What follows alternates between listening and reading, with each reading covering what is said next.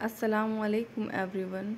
آج سے ہم ایک نئی سیریز شروع کرنے جا رہے ہیں جس میں ہم قرآن شریف کی مختلف صورتوں کو گائیڈ کر کے یاد کرنے کی کوشش کریں گے۔ آج ہم نے ٹاپک چوز کیا ہے سورہ رحمان، تو چلیے ساتھ میں مل کر اسے یاد کرنے کی کوشش کرتے ہیں۔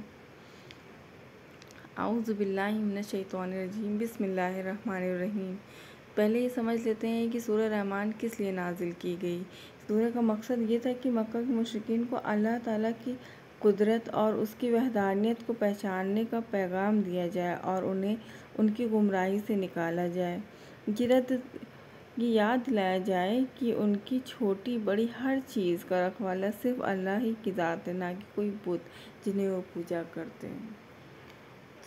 تو یہ کوئی بھی سورہ یاد کرنے کے لیے سب سے ضروری و اہم ہوتا ہے اس کا ٹرانسلیشن سمجھنا اور ساتھ میں اس کی تفسیر کو سمجھنا۔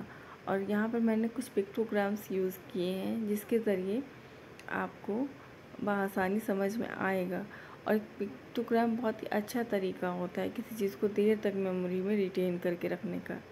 دیکھیے میں نے یہاں سورہ رحمان کو کچھ سیگمنٹس میں ڈیوائڈ کر لیا ہے، جس میں نے کچھ لکھا ہے Allah's mercy on his creation، جو آیت نمبر 1 سے 25 تک ختم ہوتی ہے۔ تو چلیے یہاں سے شروع کرتے ہیں۔ یہ دیکھیے، یہ کچھ گروپس بنائے ہیں۔ پہلے گروپ میں 4 آیتیں آتی ہیں، جس میں پہلی آیت ہے الرحمن۔ الرحمن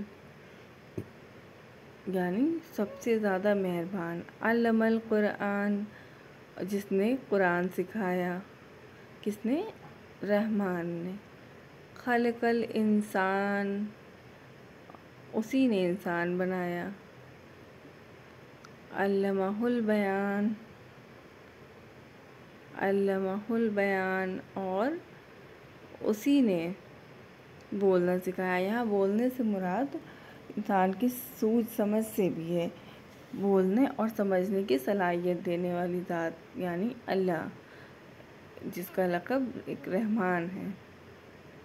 الرحمن علم القرآن خلق الانسان علمہ البیان۔ یہ ہو گیا گروپ 1۔ اب دوسرے گروپ میں الشمس والقمر بحسبان۔ شمس یعنی سورج، قمر مطلب چاند، بحسبان ایک حساب سے۔ الشمس والقمر بحسبان، ایک سورج اور چاند ایک حساب سے اپنے دیار میں تیر رہے ہیں۔ والنجم والشجر یسجدان، اور ستارے اور پیڑ، اور ستارے اور پیڑ یعنی درخت سجدہ کر رہے ہیں۔ یہ سجدہ حقیقی بھی ہے اور سجدہ صفتی بھی ہے، کیونکہ آج سائنس پروف کرتی ہے کہ ہر ایک دنیا کی چیز میں جان ہے۔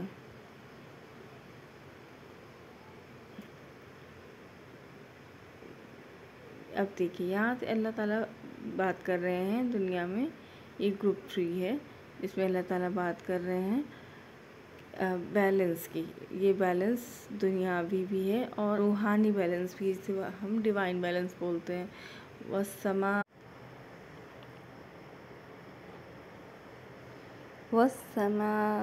رفعها، اور آسمانوں کو ارفعها اوپر اٹھایا۔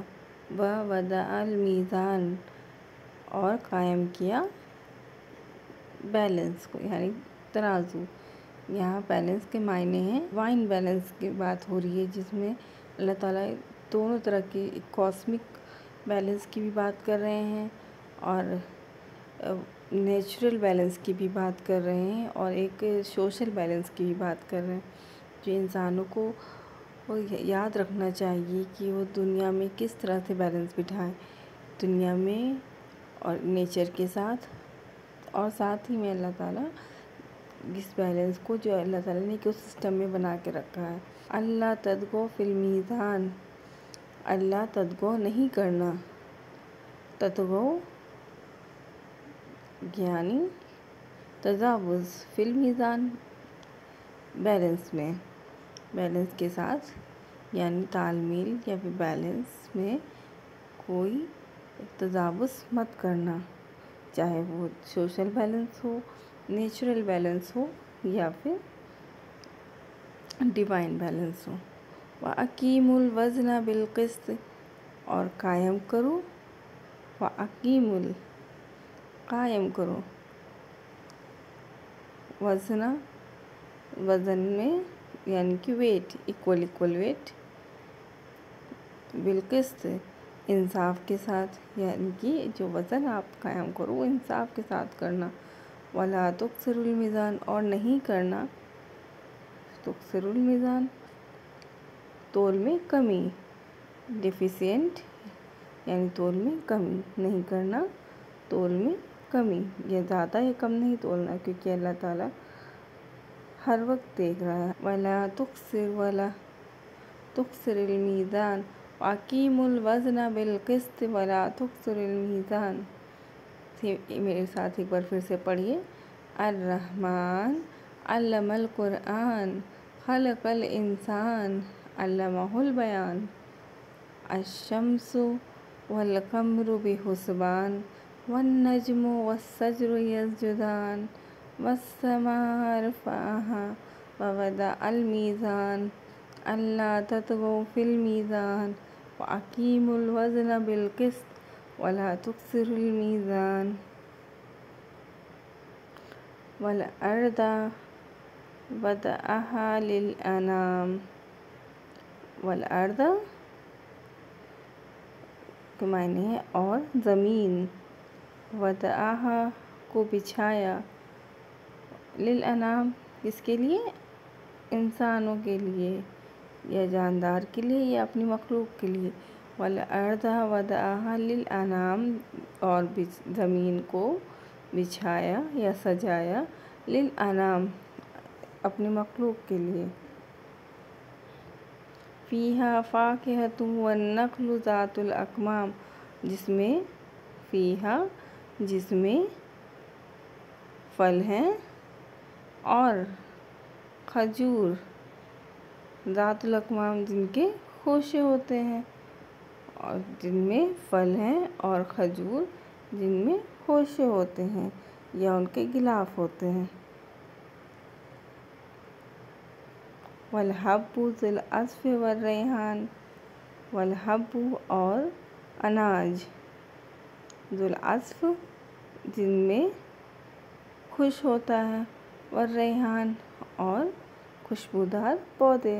ای آلاء ربکما تکذبان، اور پہلی مرتبہ اللہ تعالیٰ آیت نمبر 13 میں اپنے بندوں سے پوچھ رہے ہیں یا پھر انہیں یاد دلا رہے ہیں کہ تم اپنے پروردگار کی کن کن نعمتوں کو جھٹلاؤ گی، کہ خاص کوشچن ان لوگوں سے ہے جو اس وقت اللہ تعالیٰ کے نعمتوں سے انکار کیا کرتے تھے اور اسے رحمان کے لقب سے مذاق بناتے تھے، نعوذ باللہ۔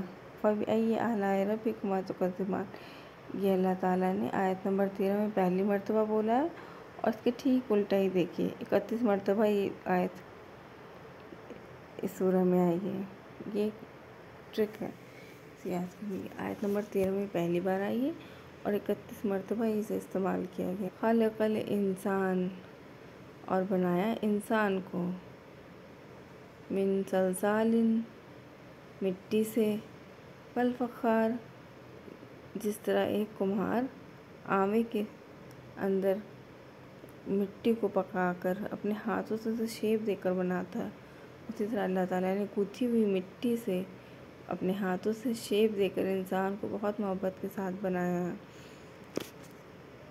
وَخَلَقَ الْجَانَّ مِن مَّارِجٍ مِّن نَّارٍ، اور جنوں کو بنایا ایک شعلے سے جس میں دھواں نہیں ہوتا۔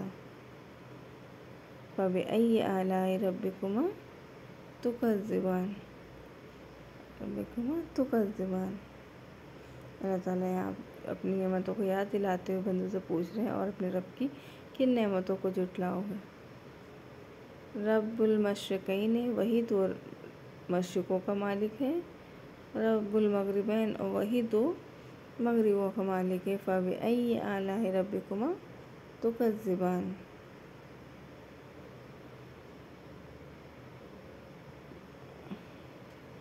مرج البحرین یلتقیان، اور اسی نے مرجن کے معنی ہیں رواں کیے، بحرین دریا کو، یلتقیان جو آپس میں ملتے نہیں پر اگل بغل دست بغل تیر رہے ہیں۔ مرج البحرین یلتقیان، رواں کیے دو دریا جو سائڈ بائی سائڈ تیر رہے ہیں۔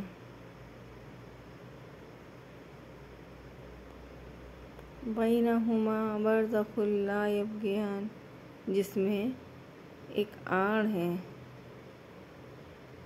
لا یبغیان جو آپس میں کبھی نہیں ملتے، ان کے بیچ میں ایک آڑ ہے، ایک دیوار ہے جو آپس میں وہ کبھی نہیں ملتے، کبھی آپس میں ان کا پانی مکس نہیں ہوتا۔ یہ بھی ایک بہت بڑا سائنٹیفک میریکل ہے، اس کے بارے میں آپ سرچ کر کے دیکھ سکتے ہیں۔